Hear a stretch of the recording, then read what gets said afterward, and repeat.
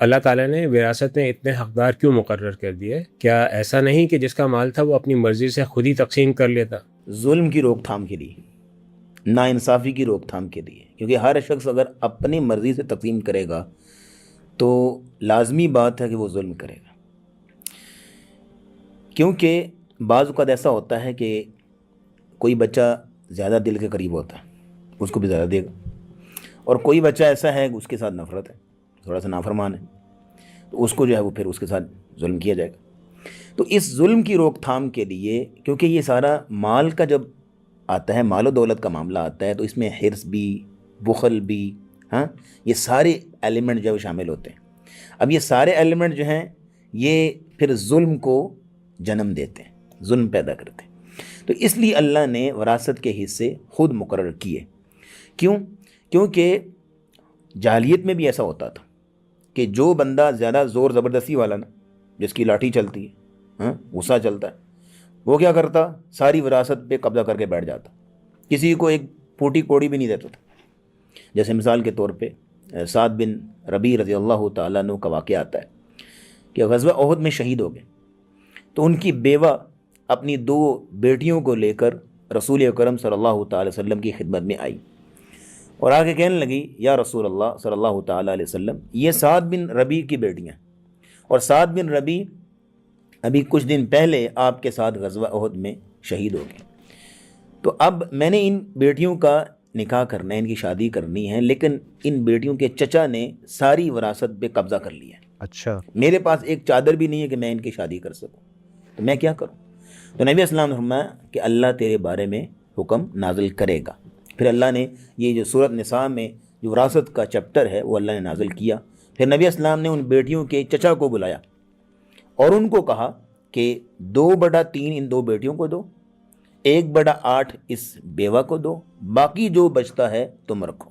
اچھا، یہ اللہ نے کیوں بیان کیا؟ تاکہ ظلم کی روک تھام کے لیے۔ مثال کے طور پہ اسٹوڈنٹس ہیں، آپس میں لڑ رہے ہیں، انصاف نہیں کر پا رہے، تو ٹیچر یہ تو نہیں کہے گا جو آپ بھی جو مرضی کر لو، ہاں، جو تمہارا دل چاہتا ہے کر لو، نہیں۔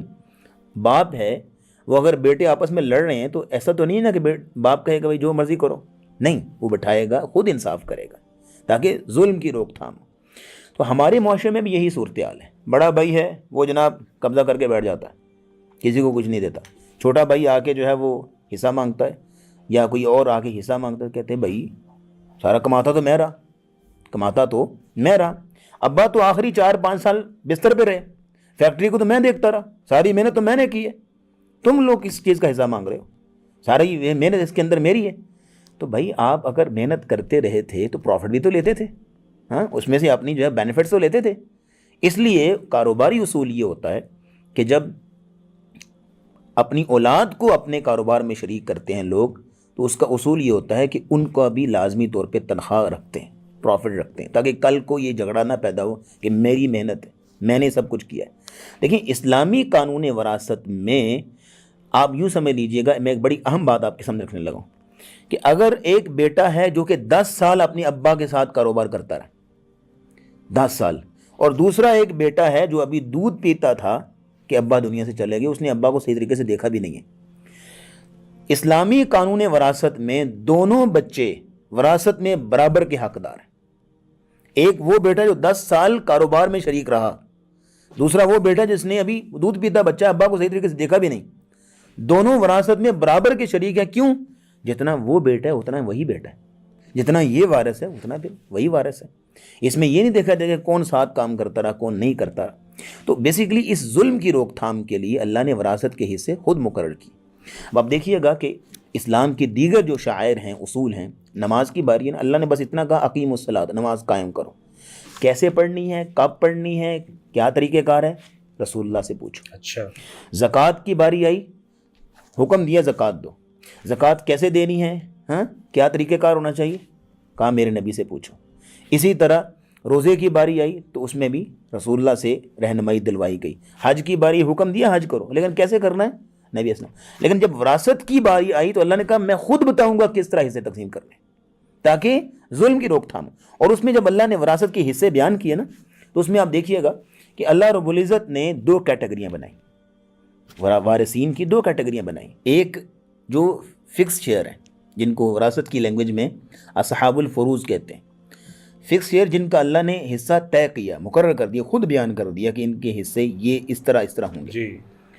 دوسری کیٹیگری ہے ریمیننگ شیئر، یعنی جن کو باقی ماندہ حصہ ملے گا، اور اس میں اللہ رب العزت نے، یہ وراثت کی لینگویج میں اس کو عصبہ کہتے ہیں، یہ ریمیننگ شیئر میں. لیکن اللہ نے دونوں کیٹیگری میں پتہ کن کن لوگوں کو رکھا. فکس شیئر میں ان لوگوں کو رکھا کہ جو مظلوم ہیں، جن کو مار پڑتی ہے، جن کا حصہ ہتھیا لیا جاتا ہے، قبضہ کر لیا جاتا ہے، بہنیں ہیں، بیٹیاں ہیں، مائیں ہیں، بیوہ ہے، ان کو حصے نہیں دیے جاتے. اللہ نے فکس شیئر میں ان کے حصے بیان کیے. اور دوسرا ہے ریمیننگ شیئر. ریمیننگ شیئر میں ان کو رکھا کہ جن کی لاٹھی چلتی ہے. ان کو پہلے یوں سمجھ لی، پنجابی کا لفظ نکرے لگا دیا ان کو، کہ بھائی ان فکس شیئر والوں کو ملے گا جن کا تم ہتھیار لیتے تھے، ان کو ملے گا، ان سے جو بچے گا تمہیں ملے گا، بچے نہ بچے. تو اس میں اب دیکھیے بچتا زیادہ ہے ویسے، لیکن یہاں دیکھیے گا کہ اللہ رب العزت نے اس ظلم کی روک تھام کے لیے اس چیز کو لاگو کیا تاکہ کسی قسم کا ظلم نہ ہو. اسی طرح بعض خاندانوں میں ایسا ہوتا ہے کہ بھائی لوگ جو ہیں وہ آپس میں تقسیم کر لیتے ہیں، بہنوں کو دیتی نہیں. یہ بھی ایک بہت بڑا ظلم ہے. اگر آپ کہیں گے، جیسے آپ نے سوال میں سینٹنس یوز کیا کہ جس کا مال ہے اس کی ملکیت ہے، وہ جس کو چاہے دے، اپنی مرضی سے چاہے جس کو مرضی تقسیم کریں، تو پھر کیا کریں گے؟ بھائی آپس میں تقسیم کر لیں گے، بہنوں کو دیں گے نہیں. اور بعض جگہوں پہ ایسا ہوتا ہے کہ چونکہ ایک کے ساتھ زیادہ دلی تعلق ہوتا ہے تو دوسرے کو فورس کیا جاتا ہے کہ اچھا تم معاف کر دو نا، اچھا تم رہنے دو نا، تمہارے پاس تو بہت کچھ ہے نا، اس کی بیچارے کے پاس کیا ہے، اس کے پاس تو کچھ بھی نہیں ہے، تم اس کو جو ہے وہ معاف کر دو نا، حالانکہ اس کو ضرورت نہیں ہے. نہیں، اللہ نے جب یہ سورہ نساء کی آیت نمبر 7 میں قانون بیان کیا وراثت کا، تو وہاں اللہ نے اینڈ پہ لفظ کیا بولا؟ نصیبا مفروضا. نصیباً یہ حصہ ہے، یہ شیئر ہے، مفروضہ مقرر شدہ، طے شدہ اللہ کی طرف سے. اٹ مینز کہ آپ اپنی مرضی سے ایک سوئی بھی آگے پیچھے نہیں کر سکتے. یہ نہیں ہے کہ ایک بندہ آئے گھر میں اور پینٹنگ اٹھا کے لے جائے، یہ میرے ابا کی یاد ہے، یہ میری اماں کی یاد ہے، یا جو ہے وہ کوئی چیز گھر میں پڑی ہے، یہ میرے بھائی کی یاد ہے، میں لے جاتی ہوں. سر آپ میت کے کپڑے بھی کوئی شخص اپنی مرضی سے اٹھا کے کسی کو نہیں دے سکتا. بھئی جو وراثت ہے وہ سب کی ملکیت ہے، سب کی رائے لی جائے گی. بعض جگہوں پہ ایسا ہوتا ہے کہ بھابیاں جو ہیں یا بہنیں جو ہیں، مثال کے طور پر، وہ اماں فوت ہوئی ہے، ماں دنیا سے چلے گی، بہنیں اماں کا زیور جو ہے وہ قبضے میں کر لیں گی، آپس میں تقسیم کر لیں تاکہ بھائیوں کو نہ پتہ چلے. بھائیوں کو پتہ چل گیا تو کن کے پاس جائے گا؟ بھابیوں کے پاس. تو وہ بھی ایک ظلم کی داستان ہے. تو اس لیے اس ظلم کی روک تھام کے لیے اللہ رب العزت نے وراثت کے حصے خود مقرر کیے تاکہ کسی قسم کا کسی کے ساتھ ظلم نہ ہو، نا انصافی نہ ہو. یہی ظلم ہوتا ہے. اب دیکھیے کہ مثال کے طور پہ ایک شخص ہے، وہ اپنے بچوں کو پالتا ہے، تعلیم پہ خرچ کرتا ہے، اور آپ خود بھی اس چیز کو جانتے ہیں کہ بچے کے پیدا ہونے سے لے کر اس کو کسی گھر بار کرنے تک بڑی سخت ڈیوٹی دیتا ہے. بچوں کو اسکول لے کے جانا بڑی ٹف ڈیوٹی، اور ساری زندگی یوں سمجھ لیجئے کہ اپنی جوانی، اپنی زندگی بہا دیتا ہے اپنے بچوں پر، انتھک محنت کرتا ہے، کھپا دیتا ہے اپنی زندگی، کسی قسم کی کوئی کمی نہیں چھوڑتا اپنے بچوں کے لیے محنت کرنے میں. لیکن اپنی محنت پہ پانی پتہ کب پھیرتا ہے؟ جب دنیا سے جا رہا ہوتا ہے اور وراثت میں ڈنڈی مارتا ہے. جی. ساری محنت پہ پانی پھیر دیتا ہے، ناانصافی کرتا ہے. دیکھیں یہ فطری بات ہے کہ ایک بچہ زیادہ دل کے قریب ہوتا ہے، ایک بچے سے نفرت ہو جاتی ہے، ذرا اس کو نافرمان ہے. لیکن یہ دیکھنا چاہیے بچہ تو آخر بچہ ہی ہے نا، میرا ہی ہے نا، کسی اور کا تو نہیں. وہ بھی اسی طرح بیٹا ہے، نافرمان ہے، وہ الگ چیز ہے. لیکن اس میں یہ دیکھیے گا کہ اس میں ظلم نہیں. جیسے نبی اسلام کی حدیث آپ نے فرمایا کہ ایک بندہ 60 سال اللہ کی اطاعت میں زندگی گزارتا ہے، 60 سال، لیکن جب مرنے کے وقت آتا ہے تو وراثت میں ڈنڈی مار کے، ظلم کر کے، ناانصافی کر کے اپنے آپ کو جہنمی بنا لیتا. 60 سال کی اطاعت و فرمانبرداری گئی. اس لیے یہ اللہ کی حدیں، اللہ نے اس کو خود مقرر کیا ہے، کوئی شخص اپنی مرضی سے ان میں رد و بدل نہیں کر سکتا. اور بعض جگہوں پہ جو ہے وہ زیادہ ہی احساس کرتے ہیں، وہ بھائیوں بہنوں میں برابر تقسیم کر لیتے ہیں، ابا کے جانے کے بعد برابر. یہ بھی نہیں ہے. اللہ نے کہا نصیبا مفروضہ، یہ حصے ہیں مقرر شدہ جو اللہ نے طے کیے ہیں.